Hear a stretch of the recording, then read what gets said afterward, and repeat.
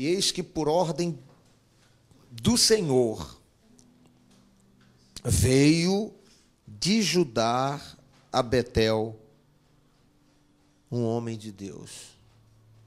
Eis que por ordem do Senhor veio de Judá a Betel um homem de Deus. Digo amém. Amém.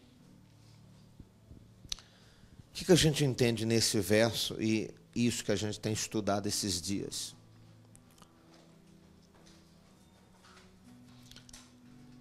Esse homem de Deus, ele não acontece por acaso. O homem de Deus, ele não acontece? Por acaso. O que é acontecer por acaso? Acontecer sem que você faça nada. No reino de Deus, nada acontece de braços cruzados. Tudo no reino de Deus que acontece, acontece porque você provocou, porque você buscou. Se esse homem de Deus não saísse de Judá, ninguém ia saber dessa linda história do homem de Deus que foi usado por Deus em um dos momentos críticos de toda a história da Bíblia Sagrada. Por que ele foi usado? Porque ele teve coragem de sair de Judá e ir para Betel. Isso revela que se eu não estiver disposta a me locomover, se eu não estiver disposto a sair do meu lugar para ir de encontro ao lugar de Deus, eu não vou experimentar nem esse título de homem de Deus e nem vou experimentar os milagres que Deus tem na minha vida. Porque a Bíblia diz aqui que quando ele obedeceu e foi, o que aconteceu? Deus usou ele poderosamente. E por que Deus usou? Porque ele teve coragem de ir. Quem tem medo, Deus não usa. Quem tem medo, Deus não usa. Uma pessoa medrosa, Deus não usa. Segundo, uma pessoa que não quer sair de Judá, ela nunca vai experimentar a glória de Deus, porque a glória de Deus não está em Judá, a glória de Deus está onde? Em Betel. Nós temos que aprender a ir ao encontro daquilo que é o propósito de Deus para a minha vida. Se eu não tiver coragem de sair da onde? De Judá, eu não vou experimentar isso aqui, esse título. E eis que por ordem do Senhor veio de Judá a Betel um homem de Deus. Ele foi homem de Deus por quê? Porque ele teve coragem de sair. De sair da onde? Da sua zona de conforto. Qual é a zona de conforto que você precisa sair hoje? Qual é a zona de conforto que você precisa quebrar esse molde e sartar fora para experimentar os sinais lá em Betel? Todo mundo tem uma zona de conforto, porque a zona de conforto é um útero, é uma gestação.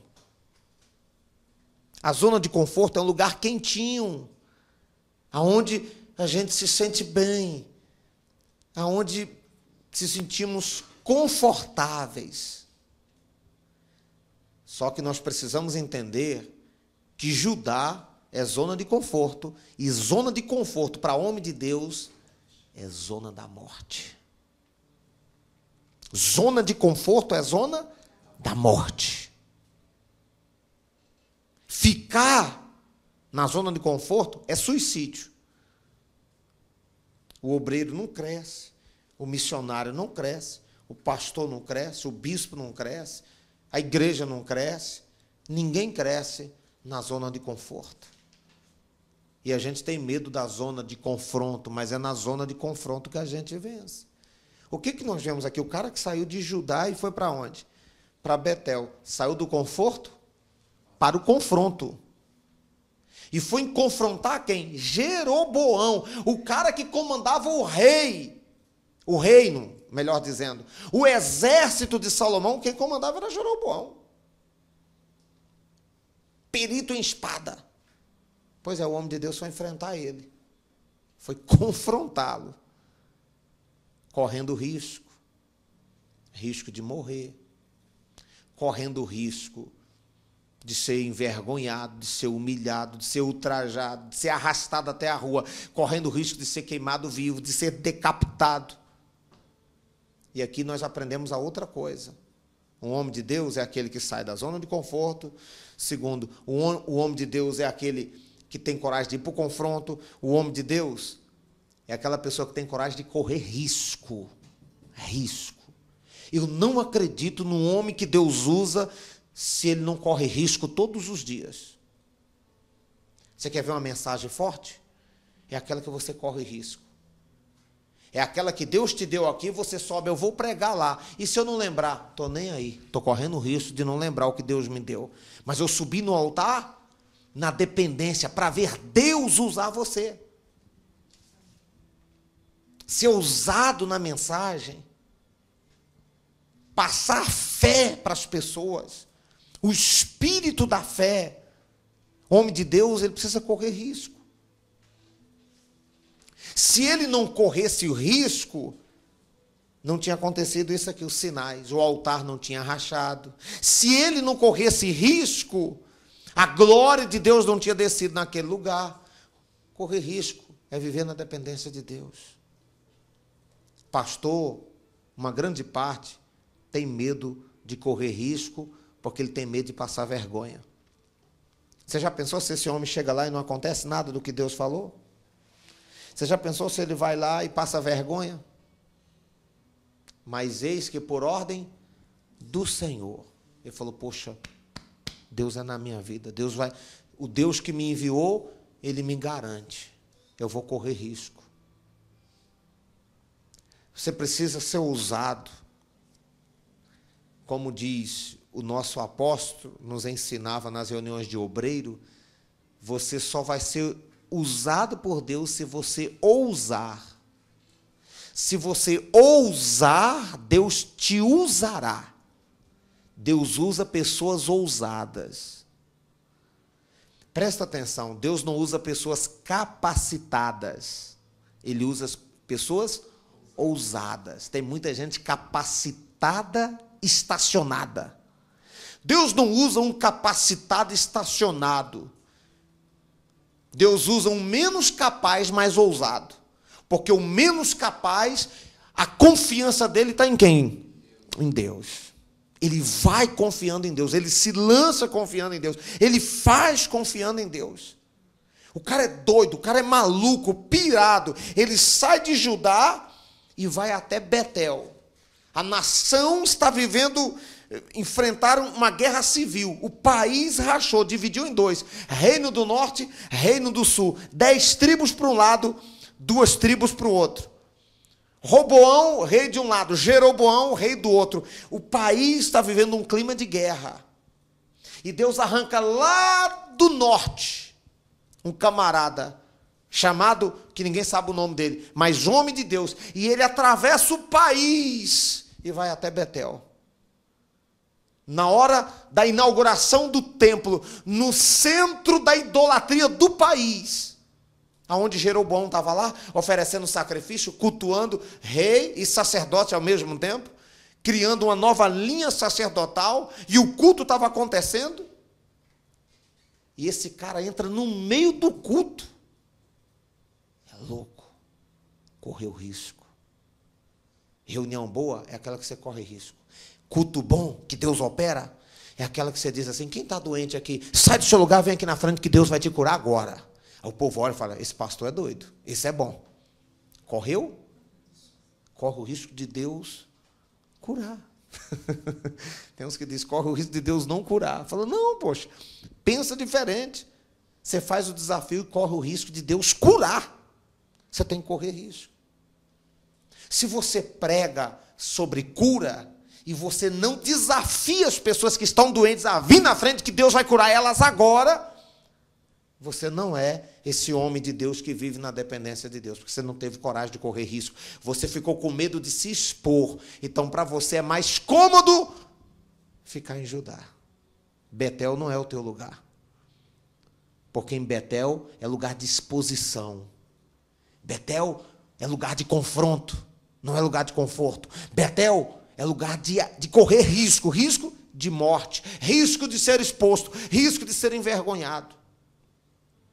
Eu falei na nossa aula de obreiros aqui, com os obreiros, que nós tivemos um pastor no nosso ministério, que uma vez ele foi expulsar o demônio falou, eu não saio não, você vai sair, eu não saio não, você vai sair, eu não saio não. O demônio disse, eu não saio não, porque você está com a cueca furada. E o povo, isso aconteceu no nosso ministério. Aí esse pastor ficou nervoso, ele tremia, e ele não era pastor ainda, mas a reunião estava cheia. Eu sei que deu uma voltinha assim, ele voltou e falou, demônio com cueca furada. Porque a cueca estava furada. O problema é o que estava. Talvez ele ficou pensando, quem falou para esse demônio? Estava vendo na hora que eu estava trocando a roupa em casa. Ele deu uma voltinha, ele olhou assim e falou assim, demônio com cueca furada ou sem furada, tu vai sair em nome de Jesus. Sai! E saiu. Ele falou, é assim.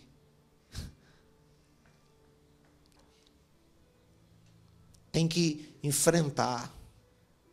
Se prega sobre cura, desafia. O que faz a diferença entre um pastor e outro é, por que tem um pastor, você vê pastor que nem tem aquele tanto de conhecimento, mas as pessoas amam esse pastor. Quando vai fazer o remanejamento, fala, nós vamos tirar esse pastor aqui, ó. Você viu o apóstolo falando na Bahia, disse que estava fazendo, ia ter o remanejamento e tinha gente orando, e o apóstolo falou assim, a igreja toda está orando, mas estava orando, era para o pastor dele entrar no remanejamento, sair para vir outro. O apóstolo falou, misericórdia, isso deve ser uma tristeza para o pastor. O povo dizer, oh Deus, que a nossa igreja caia no remanejamento, que o Senhor mande um pastor para cá. Rapaz, eu imagino na hora o perfil desse pastor. É um pastor que não gosta de correr risco, é um pastor que gosta da zona de conforto. Já pensou, eu sou pastor de uma igreja dessa, e o apóstolo chega aqui e fala, vai ter remanejamento pastoral, e a minha igreja, pai, leva o teu servo, Senhor, acho que já acabou o tempo dele aqui, usa ele em outro lugar, aqui não dá mais. É doído na alma. Você ser um pastor. Você não é um empresário. Nós estamos falando de um pastor. Por quê? É um cara que não quer ir para o confronto, é um cara que não quer ir para o ataque. Ele quer o cômodo. E nós não podemos cair nessa. Tem que correr risco. Se você pregar sobre cura, desafia.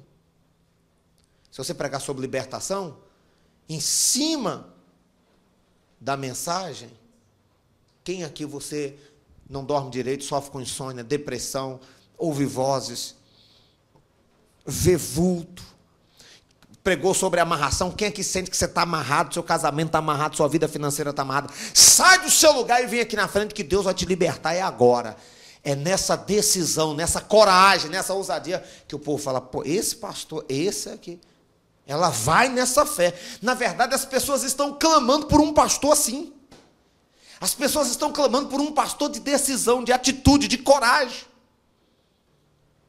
Um pastor que, quando fala sobre sacrifício, tem coragem de mexer com a pessoa e dizer assim, você tem coragem de fazer o seu sacrifício, aquele que você nunca fez? Você vai dar hoje o que você nunca deu, para você receber o que você nunca recebeu. Sai do seu lugar e vem aqui na frente agora. Você vai pegar esse propósito. Você vai pegar esse envelope na minha mão. Tem que correr risco. Ele teve coragem de sair de Judá e foi a Betel. E a Bíblia diz que lá em Betel o altar se fendeu. E houve-se sinal. O braço do homem endureceu. Houve-se sinal. Por que teve sinal? Porque ele teve coragem. Diga para o seu colega, diga, você não pode ter medo. Você não pode ter medo. Tem que enfrentar. Fala, eu vou correr o risco que tiver, mas confiando em Deus. Ele foi confiando em Deus. Enquanto ele confiou em Deus, Deus garantiu. Na hora que ele deixou de se apoiar na voz de Deus, ele foi dar ouvido à voz de um profeta velho, morreu. O homem de Deus é assim. Enquanto você confia em Deus, Deus garante você, garante seu ministério, sustenta você, abençoa você, dá sinais, te protege. Ele é contigo. Mas na hora que você deixa de ouvir a voz dele para ouvir a voz de quem está ao seu lado, ou a voz do seu coração, que você começa a ficar com medo, preocupado. Aí o que é que acontece? Vai sair um leão de algum lugar. Um leão que vai destruir o seu casamento, sua família, sua saúde, suas finanças, seu ministério, seu chamado. O leão. Porque você tirou a sua fé dele. Então, poxa, eu vou enfrentar o rei, vou. Mas a minha confiança está em Deus. E Deus vai comigo. Amém ou não amém? A outra coisa que é essencial na vida do homem de Deus. Primeiro é coragem. Sair da zona de conforto. Coragem, sair da zona de conforto para a zona de confronto, para Deus te usar. Para você ser um homem de Deus marcado. A outra coisa, Mateus 9... Mateus capítulo 9. Se você absorveu isso aqui, você já ganhou um mês.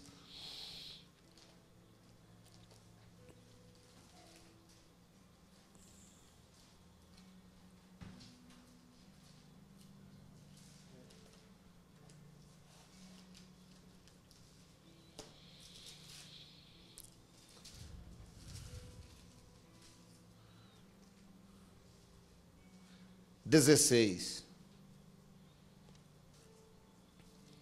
Ninguém põe remendo de pano novo em vestes velhas, porque o remendo tira parte da veste e fica maior a rotura. Ninguém se põe vinho novo em odres velhos. Do contrário, rompe-se os odres, derrama-se os vinhos, e os odres se perdem. Mas põe-se vinho novo em odres novos, e ambos se conservam. A outra coisa que um homem de Deus, que Deus usa, primeiro, coragem de sair, desprender. Lembra de Abraão? Teve que sair da sua terra, da sua parentela, para ir para uma terra que Deus ia mandar. Primeiro, sair, desprender, sair de sua Judá, para ir para onde? Para Betel. Aí você tem que identificar o que está te prendendo em Judá. O que te prende no lugar da zona de conforto que não deixa você ir para o lugar da zona de confronto. Você tem que identificar. Identificou? Escreve. Fala, é isso que eu tenho que fazer. Identifiquei o que está me amarrando, o que está impedindo de crescer, o que está impedindo de romper. Identifiquei. Anota, escreve, isso que eu tenho que fazer. Porque Deus não vai me usar aqui. O que Deus quer me usar é para lá. Então tem que sair dessa zona. A outra coisa que um homem de Deus precisa para Deus usar e fazer dele um instrumento poderoso nessa terra, ele precisa ter a preparação. A preparação necessária para ser usado no lugar necessário. Então tem que ter a coragem. Veja que tem muita gente que primeiro eles querem o quê? Ser preparados para depois serem enviados. Essas pessoas normalmente elas morrem espiritualmente. Porque elas ficam alimentando, buscando, e elas nunca vão, nunca praticam. Recebe, se preparam, se capacitam. É uma crítica ferrenha que o mundo do coach tem com todo o pessoal que estuda. Eles vão para a faculdade, buscam conhecimento e falam, não estou pronto ainda para passar. Sabe o que eu vou fazer? Eu vou estudar mais. Volta para a faculdade, busca mais, volta mais, busca mais. E eles entram numa crise existencial que eles não conseguem passar. Porque eles não dão vazamento. O segredo, e quem pegou as ferramentas de coach aí viu, um dos segredos da perícia é ouvir, praticar, ouvir, praticar. Ouviu? Vai lá e em cada plataforma você pratica e Deus libera um vazamento de unção sobre você para que você venha crescer e se fortalecer cada vez mais. O que nós estamos vendo aqui? Olha como é poderoso isso. Mateus, os evangelhos são Mateus, Marcos, Lucas e João, são 4 evangelhos. Mateus, Marcos e Lucas são idênticos, porque são evangelhos sinóticos. Sinóticos, uma palavra grega, sim, quer dizer a mesma, semelhante, e nótico, mesma ótica. Por quê? Mateus, Marcos e Lucas são iguais, são idênticos. São evangelhos sinóticos. São evangelhos escritos para o mesmo público. Esse Mateus, Marcos e Lucas foi escrito para quem? Para os judeus recém-convertidos ao cristianismo. Judeus que eram das velhas práticas judaicas e que agora receberam Cristo como seu único e suficiente Salvador. Como é que esse povo, enraigado ao judaísmo, recebe o cristianismo e vai ser usado por Deus se eles estão presos nas tradições judaicas? Aí Jesus conta uma história, uma parábola. Toda vez que Jesus queria falar uma coisa verdadeira, ele contava uma história. E ele diz assim, ninguém põe remendo de pano novo em veste velha. Quem não entende, pensa que ele está falando de roupa, está falando de vestes. Mas quem tem um entendimento, a revelação, sabe que ele não está falando de roupa, ele está falando de gente. Ele está falando de gente. Ninguém põe remendo de pano novo. O que era o pano novo? Cristo, o cristianismo, era novo na vida do povo judaico. Não pode botar esse novo, remendar com o velho. Qual era o velho? O judaísmo ultrapassado, os velhos rudimentos. E eles queriam uma fusão. Eles queriam o novo, mas não queriam largar o velho. Não queria largar o velho. Aí Jesus disse, se colocar o novo aqui, o novo é forte, o velho é fraco. Então, um tecido novo na roupa velha vai rasgar a roupa velha, vai romper o buraco, vai ficar maior. Aí, para concluir a história, ele diz, e de igual modo, aí eles entenderam, e de igual modo, ninguém não se põe vinho novo em odres velho, porque o novo que entra no velho, ele se rompe, ele não consegue ter estrutura para suportar, ele não tem base, elasticidade o suficiente. O odre era uma capanga de couro de carneiro, de cabrito, costurado nas suas extremidades, que quando colocava o vinho com a fermentação, um couro novo, ele esticava, ele tinha elasticidade. Só que eles não jogavam fora esses couros, essas moringas de couro, eles guardavam os recipientes. Aí eles queriam reutilizá-los, pegavam o vinho novo e colocavam nessa bruaca velha, nessa capanga de couro velha. Aí quando o vinho novo que entrava, ela já tinha dado a sua elasticidade, o couro já estava seco. Aí, se colocasse o vinho novo nessa capanga de couro velha, Jesus fala que ela não tinha estrutura para suportar o novo. E o que acontecia? Duas tragédias. Perdia-se o odre, a capanga, e estragava o vinho. Perdia o vinho, que era tão raro e tão cobiçado. Então, perdi o novo,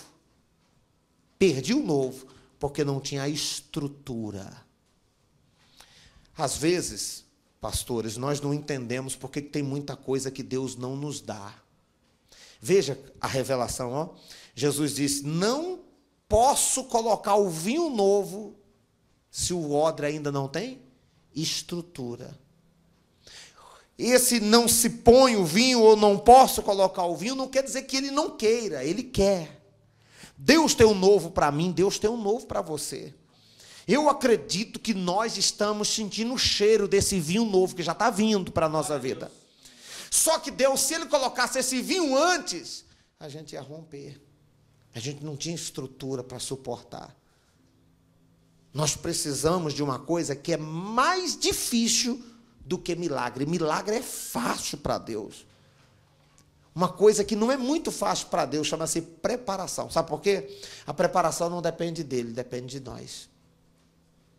O vinho vem dele, mas o odre somos nós. O vinho é Deus, é o que ele vai liberar para nós, mas o odre é você, sou eu. E se ele mandar o que ele tem de novo para a minha vida, sem eu estar preparado, eu vou colocar tudo a perder. Colocar tudo a perder. Então, eu digo para a minha equipe, nós não podemos perder tempo. Temos que nos preparar. Deus nos preparou esses 10 anos de Missão Mundial Certo, fechando o ciclo de 10 anos. 10, o dízimo de 10 é 1. 2019.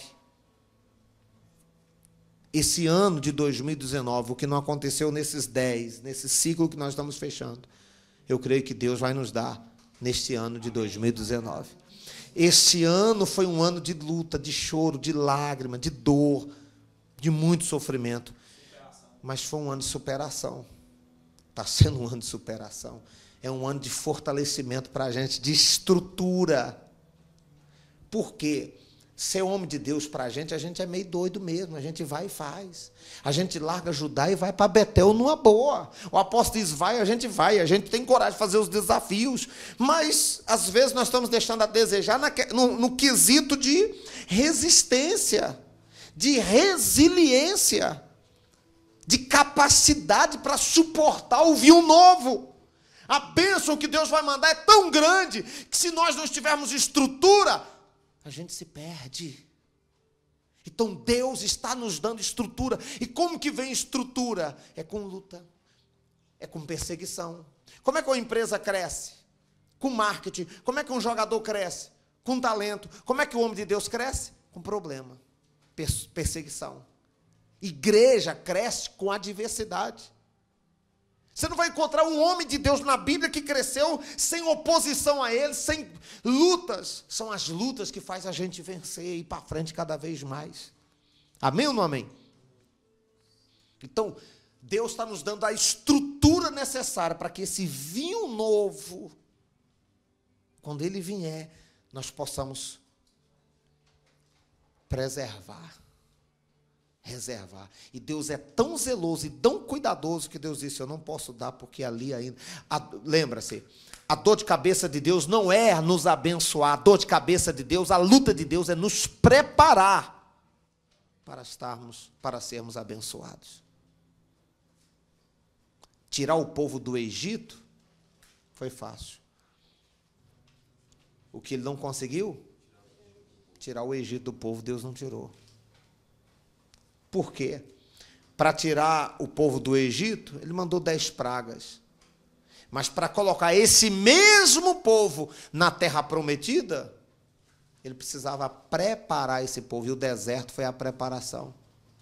E foi exatamente na preparação onde eles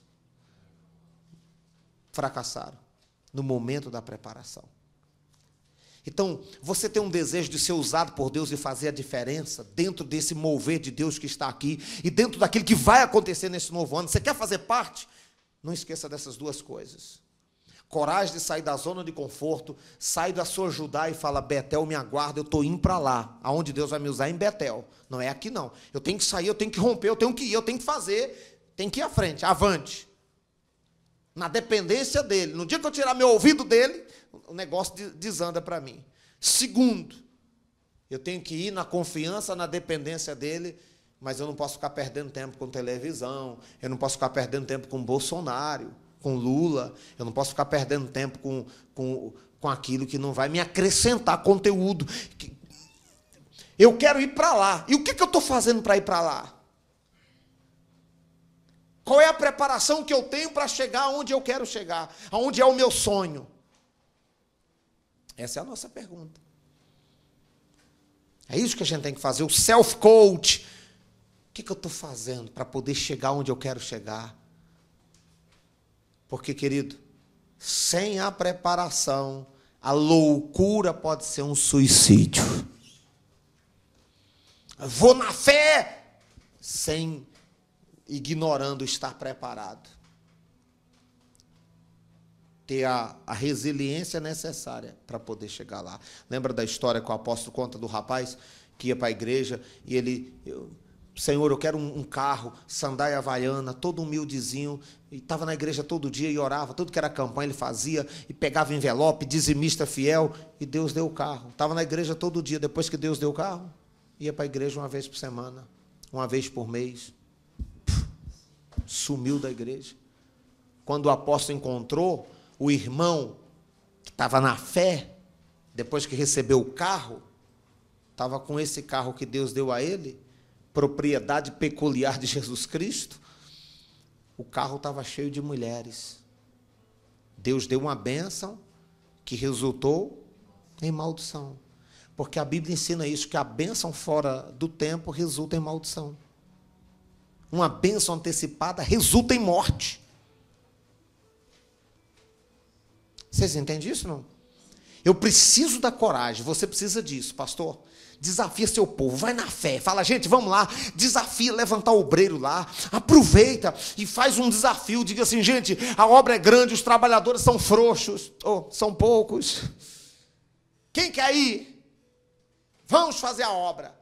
E coloca isso em oração e cultiva isso. Nós precisamos sair de Judá porque Deus vai nos usar. E não é em Judá, é em Betel que Deus nos usa. Se esse cara morresse em Betel, ninguém ia saber quem era a história desse homem de Deus. Mas porque ele teve coragem de sair de Judá, foi registrado nos anais da história da fé. Teve coragem. Então nós precisamos sair de Judá. Abraão teve que sair de Ur dos Caldeus. Todos os grandes homens de Deus tiveram que sair do seu lugar, para Deus usá-lo em um outro lugar. Qual é a zona de conforto que você está hoje, que você precisa sair, que você precisa deixar? Sair da zona de conforto e ir para a zona de confronto, para poder fazer a diferença. Nós não podemos ficar e viver de ouvir história e nem de contar história. Chegou o momento de fazer história. E você vai fazer história na Missão Mundial Servos. Você está nesse ministério para fazer história. Quando for registrado a biografia ministerial, pergunta ao seu colega, seu nome vai estar lá? O apóstolo Daniel não vai nem lembrar de você. Abra aqui para mim. Eu falei aí no vídeo que nós soltamos dos pastores que morreram, os corajosos, né?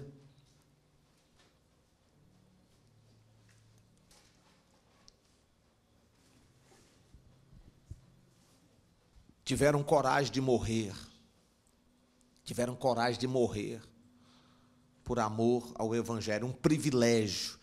Muitos morrendo na droga, na prostituição, indo direto para o inferno. Eles morreram em missão, indo fazer a obra de Deus. Isso é um privilégio. Tiveram coragem de morrer. Eu disse que tem gente que não tem coragem nem de viver para Cristo, quanto mais morrer. Fala assim, quer viver para Cristo mesmo hoje, que a partir de hoje, não tem nem coragem de viver. Fala assim, e morrer agora por Jesus? Fala, sangue, ele benza até o corpo. Deus é mais. Amém ou não amém? Então, encoraja, desafia as pessoas. Trabalhem a fé das pessoas ao máximo. Ensina as pessoas, essa reunião de domingo ela é essencial para isso. Ensina as pessoas a se apegarem a Deus acima de tudo. Colocar Deus em primeiro lugar. Os primeiros determinam tudo. O que você colocar na frente de Deus, você vai perder. Essa é uma campanha boa para ensinar o povo a ficar dependente de Deus. Eu acho que eu preguei domingo agora, foi entre ter a bênção ou ser a bênção. Qual dos dois você prefere? Deus disse a Abraão, e tu serás uma bênção. Deus não disse, tu terás uma bênção. A maioria das pessoas estão dentro da igreja buscando ter a bênção. Deus não quer que você tenha, Deus quer que você seja. Agora é claro, meu amigo, para ser a bênção, os primeiros determinam tudo. Ele colocou Deus em primeiro lugar. Isso aí determina tudo. Domingo, a campanha, ela é propícia para isso. Sexta-feira, aí você tem que ser esse homem de Deus doido. Tetelestai. Sexta-feira, usar a carta lá, passar a carta para o povo. Sexta-feira, você tem que levar o povo ao desafio. Sexta-feira, você tem que trabalhar o povo. Você já viu aquele problema que está sempre se repetindo? Aquela crise no casamento que vai e volta, aquelas brigas que vai. A mulher viciada em cigarro fuma há 30 anos. E aí, mas a senhora já tentou parar? Ela disse, toda vez que eu digo que eu fumo, eu digo, esse é meu último cigarrinho. Esse é meu último. Tem 30 anos, esse é meu último cigarrinho. 30 anos. Qual é o problema que se repete na sua vida? Aí, João, capítulo 19, versículo 30, Jesus disse, Pai, está consumado. Me dá a carta aí. Está consumado. O que ele estava dizendo no grego, que era o inglês da época, a língua dominante do país na época, no grego. Quando ele disse, Pai, está consumado, ele estava dizendo, tetelestai, finalizou, Encerrou, terminou. Eu digo que essa, pastores, essa é uma das campanhas mais fortes que o nosso ministério já apresentou. Esse ano, ao meu modo de ver, essa é a campanha mais forte de todas as sextas-feiras que o nosso apóstolo nos passou, essa é a campanha mais forte. Porque ele é uma campanha que trabalha a nossa fé no ápice, ao extremo. E nós estamos fechando o ano. Tem que lembrar que tem gente que o problema sempre vai e volta, as lutas vão e volta, as brigas vão e volta. O povo está cansado disso. As pessoas elas querem colocar um ponto final onde o inferno colocou uma vírgula. Então é o Tetelestai. Nós vamos fazer a oração do Tetelestai. Com a carta de afronta. Por quê? Você vai escrever aqui, ó. A carta de afronta, Tetelestai. A sexta palavra de Jesus na cruz. Qual foi? Tetelestai. Por que a sexta palavra? Porque na sexta-feira, sexta é por causa da sexta, porque na sexta-feira aqui também nós vamos bradar o Tetelestai. Então, nós temos aqui primeira, segunda, terceira, a sexta palavra ele bradou o Tetelestai.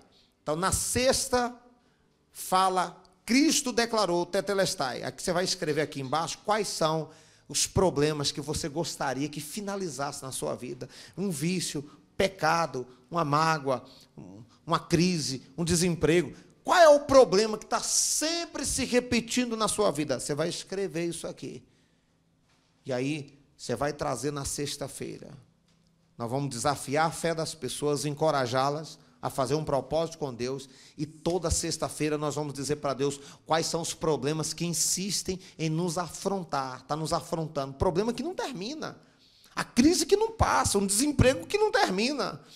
Uma crise que não vai embora. Então, nós vamos bradar o Tetelestai. Nós vamos dizer, está encerrado, está finalizado. É 7 semanas para a gente sepultar esse problema. Com esse problema que te afronta. Tem aqui, ó, Colossenses 2. Abre aí a sua Bíblia, Colossenses 2. Tendo cancelado o escrito de dívida que era contra nós e que constava de ordenanças, o qual nos era prejudicial, removeu-o inteiramente, encravando-a na cruz. Tendo cancelado o que era contra nós, a cédula que era contra nós, nas suas ordenanças. A cédula que era contra nós. Olha como isso é forte. A cédula. O que Paulo está usando aqui é uma alegoria. Paulo está querendo dizer aqui que Cristo cancelou uma cédula que era contra nós. Ele está falando de uma carta, de um script que era contra a gente. Há 2000 anos atrás, imagine que aqui é o cárcere, o preso. Está aqui, eu cometi um crime. Há 2000 anos atrás, essas cartas com a cédula de crime, contando o meu crime e a minha condenação, ficava na minha cela. Ficava na minha porta. Nessa carta estava escrita o meu crime e a minha sentença. Eu estou ali dentro da cela, os soldados passavam, eles olhavam a carta, eles sabiam quem eu era, o meu crime e qual era a minha condenação. Qual a maneira desse condenado ser absorvido? Primeiro, se ele já cumpriu toda a pena. Segundo, se o rei, por bendita misericórdia, em ocasiões de festas especiais, você vê, Pôncio Pilatos mandou que libertasse o Barrabás. Era comum, em determinadas festas especiais, fazer um agrado, soltar um condenado. Então o rei ia lá e olhava as pessoas, e às vezes soltava. E o rei passava, olhava a carta, via o nome, o crime e a sentença que o condenado estava pagando. Então eu estou aqui dentro da minha cela. Na porta da minha cela está a carta. A carta, a cédula que é a favor? Não. Que é contra. Ela registra o meu crime, o meu delito e a minha sentença. Talvez uma forca, uma crucificação, uma execução, uma prisão perpétua, ou em tantos anos vão me absorver. Está lá a minha sentença. Só tinha duas maneiras desse camarada sair de lá. Primeiro, se eu já cumpri a pena, estou livre. Se eu estivesse livre, era batido um carimbo. O carimbo, escrito o quê? Tetelestai. Que está dizendo o quê? Está consumado, está encerrado. A dívida está paga. O preço está pago. O preso carregava essa carta dele. Era uma carta dele, era a carta que lhe dava garantia. Se alguém, você não, você é aquele ladrão, vem para cá. Qualquer rei quisesse pegá-lo, ele dizia, olha, isso aqui é uma carta romana, é respeitada no mundo da época. Romana era a potência mundial, Roma. Então está aqui, ó. Aí ele olhava a carta, não posso fazer nada com esse preso, porque era impossível condenar um preso que já pagou a sua dívida. Era impossível, não poderia cometer esse crime com um preso que já foi sentenciado e já cumpriu a sua pena. Qual era a outra maneira de absorção desse camarada? Era se o rei, por bendita graça, misericórdia, olhasse para a cela e falasse assim, eu achei graça em você. O rei ia lá e mandava bater primeiro o carimbo. Iam lá e bateu o carimbo no rodapé da carta, onde estava o nome do camarada, o crime dele e a sentença dele. O rei ia e batia em cima no rodapé, tetelestai, está pago, está liberto. Essa era a alegria de um preso. Agora, Paulo usa a mesma alegoria, falando de Cristo e falando para nós. Nós éramos escravos do pecado, estávamos sentenciados à condenação do inferno, e esse preço, meu amigo, nós não tínhamos como pagar. Toda a raça humana, nós não tínhamos como sair dessa prisão chamada pecado. Desde quando Adão pecou, de lá para cá, todos nós somos pecadores, íamos para o inferno, estávamos lascados a sofrer o horror do inferno, porque na nossa cela espiritual tem a nossa carta, e Satanás olhava e ria todos os dias. O meu nome, o meu crime e a minha sentença. E a minha sentença era o fogo do inferno. Mas a Bíblia diz que Deus amou o mundo de tal maneira que deu o seu Filho unigênito para que todo aquele que nele crê não pereça, mas tenha vida eterna. O que é que Cristo fez? Na cruz do Calvário, quando ele subiu o monte natural, na cruz ele bradou. Quando ele verteu o seu sangue, até a última gota de sangue, ele bradou e ele disse, Pai, nas tuas mãos eu entrego o meu espírito. E ele bradou, está consumado. Ele usou a mesma linguagem que os romanos usavam há 2000 anos atrás, em língua grega. Tetelestai. Quando ele usou o tetelestai, ele usou a linguagem que era comum. Todo preso, quando ouvia isso, tetelestai, você está livre, você não precisa ficar mais nessa cela, o preço foi pago. O grego. O Velho Testamento foi escrito no hebraico, o Novo Testamento todo foi escrito no grego, que era a língua dominante da época. Então, as palavras de Jesus todas eram, às vezes ele falava o hebraico, porque tinha pessoas ali que fluente, mas o Novo Testamento todo era o grego, o dominante da época. Então, quando ele bradou aqui, ele disse, está consumado, tetelestai. Ele usou a mesma figura de um preso condenado, sentenciado à condenação, e a misericórdia que um rei poderia dar para aquele preso. Sabe qual é a alegria do cristianismo? É que eu mereci o inferno, mas ele olhou para mim e achou graça. E ele comprou, ele me pagou a minha libertação. Não com ouro nem com prata, mas com seu sangue precioso. Ele disse, tetelestai, está pago, está consumado. Essa campanha você pode trabalhar ela em duas dimensões. Primeiro, libertação da prisão da alma. Você não precisa ir mais para o inferno. Seus pecados estão perdoados. Você está salvo, está resgatado. Finalizou, terminou. Eu não preciso ir mais para o inferno. Na minha carta espiritual, como preso, ele andava com uma carta, e nessa carta estava escrita tetelestai. Se chegasse qualquer rei e dissesse, pode prendê-lo, esse cara é um bandido, é um criminoso, e ele mostrasse ao rei, e o rei olhasse a carta de Roma, escrito tetelestai, era impossível condenar um condenado que já cumpriu a sua sentença, ou que alguém pagou a sua libertação. De igual forma, em Cristo Jesus é impossível ser condenado, porque ele já pagou a minha sentença com o seu sangue precioso. Eu não mereço mais o inferno, hoje eu mereço o céu por causa do preço que ele pagou. E se o inferno quiser me condenar de novo, eu tenho uma carta. Qual é a carta hoje? A Bíblia Sagrada. O meu tetelestai. Está consumado. Está aqui. Jesus venceu o diabo no deserto usando o quê? Palavra. O tetelestai. Está escrito. Está na carta. Essa é a carta que nós temos que garante a nossa libertação. Show. E aí agora... Aí a campanha, por isso que eu estou falando, tem que trabalhar, Devemos trabalhar as duas dimensões. Libertação da alma, entregar sua vida a Jesus, você não precisa ir mais para o inferno. Segundo, o problema. O problema que nunca termina, o problema que sempre se repete. Finalizar ele, o vício, o pecado, uma doença, uma depressão, uma insônia, as brigas, a traição, prostituição.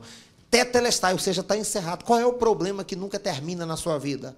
Coloca aqui. Agora, gente, eu queria que você colocasse assim, ó, aquele pecado que você nunca conseguiu largar. De repente você não batizou, nós vamos ter batismo agora, vamos fechar o ano, vamos batizar. Você não pode começar um novo ano sem batizar. Você vai decidir por Cristo. Tetelestai, vamos dar um encerramento. E aí você já leva a igreja toda a fechar o ano com chave de ouro para a gente começar uma nova etapa já em 2019 agora.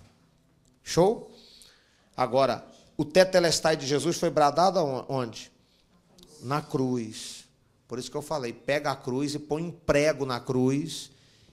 E a Bíblia diz que Cristo, cravando-a na cruz, ele cancelou a cédula que era contra nós nas suas ordenanças. De alguma maneira nos era contrária. E atirou no meio de nós, cravando-a na cruz. Então nós vamos cravar no último dia a carta na cruz. Botar o prego lá na cruz e todo mundo vai vir, vai espetar. Aí, o tetelestai só foi possível também porque houve o sacrifício. É outra dimensão da mensagem. Então, nós temos a libertação espiritual, nós temos a libertação dos milagres, a libertação dos problemas, o encerramento do sofrimento, e nós temos também o desafio financeiro, o sacrifício. Se Jesus bradasse o tetelestai conversando normal, sem derramar o seu sangue, não ia ter libertação da minha alma. Um preço precisava ser pago. O sangue foi derramado. E o altar, e o monte é o altar natural de Deus.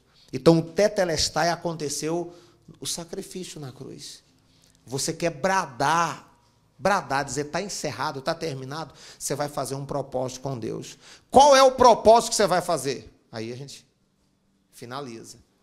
Ministrou, orou, determinou, você vai fazer um propósito com Deus. Qual é o propósito com Deus? Nós temos aqui, gente, nesse altar os salmos, do Salmo 1 ao Salmo 150. Você vai pegar um desses salmos. O salmo que você pegar, Salmo, é um dos livros mais respeitados da Bíblia, isso aqui é o Inário de Israel. O salmo que você pegar vai ser o valor da sua oferta. Você pode trazer essa semana, sexta-feira que vem, se não, você vai trazer na outra, ou então até na última, mas vamos estar trabalhando toda a campanha com o propósito desses salmos aqui. Está dando para entender? Se você pegar é R$1. Eu peguei o Salmo 23, o Senhor é meu pastor, nada me faltará.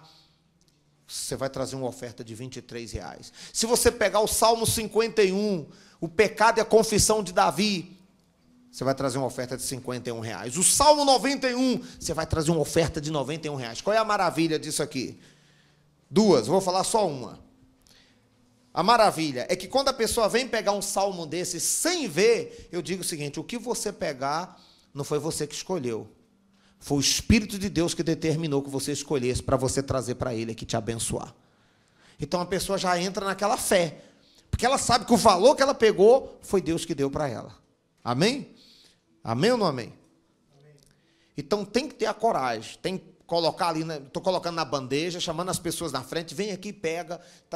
Tem gente, domingo agora, nós falamos o seguinte, você que já pegou, na campanha da família, você vai pegar agora pela sua família. Teve gente que pegou, como pegou no valor baixo, teve uma irmã mesmo, por exemplo, pegou, acho que foi de R$7, aí disse que ela falou, não, eu quero pegar outro. Aí eu fui lá e pegou outro. Falei, se você quiser pegar por outro filho, ela não veio mais não, mas não quis vir mais não. Se você quiser pegar por outra pessoa, você vai pegar. Então você pode pegar pela sua empresa. Na sexta-feira você vai, é o tetelestai, é por você. No domingo você trabalha os mesmos salmos pela família. Ó, você fez na campanha de sexta, você tem que trabalhar o mesmo salmos já pela família. Até o final do ano. Até gastando, nós vamos estar passando eles. Os 150 salmos aí. Beleza?